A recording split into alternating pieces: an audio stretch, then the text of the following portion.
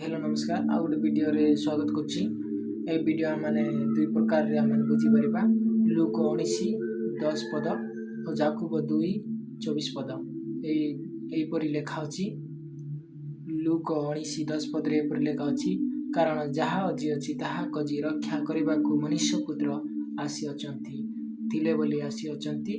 मनुष्य पुत्र बोले जीशु प्रभु आसी अछंती, जगत रे आसीतिले 2000 साल पहले जगत रे आसीतिले। आ मनुष्य अजीतिला कौन पाए अजीतिला? पापरे अजीतिला। पापरे जेतेबेले पापरे पड़िला मुक्ति देवा लोग नथिले केही कि जो कोनसी मनुष्यर रक्त कि मेंढा कि चेलीर रक्त काम दौ नथिला बोली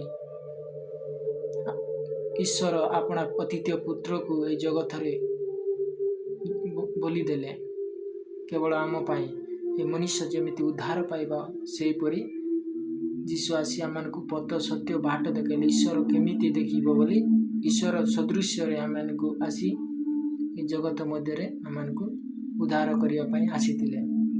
एपरी आमाने अजीतिलु पापरे, जेतेबेले पापरे अजीतिलु से आसी आमको रक्त देई आमाने मुक्ति पाई अछु। प्रत्येक मनुष्य जीशु को जेतेबेले प्रभु बोली स्वीकार करिवे से जानतु पापरु क्षमा पाइबे। एटी थिला। आ जाकुब 2 पर्व 24 पद रे एपरी लेखा अछि,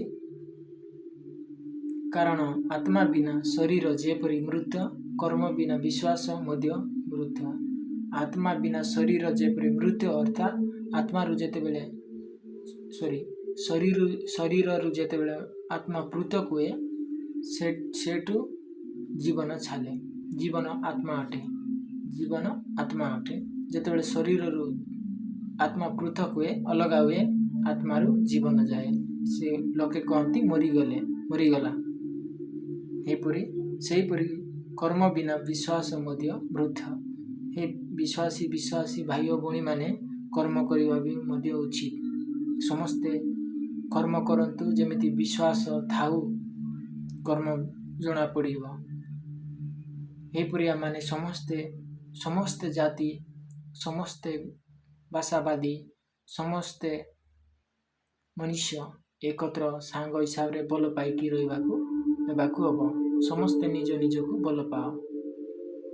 अंका हिंसा क्रोध नहीं, समस्त को बल पाए बोली ए वीडियो नेकी आस्तिले।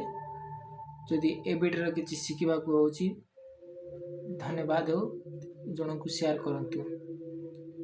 ए वीडियो आज एतिकी आ गोटे वीडियो देखा। धन्यवाद।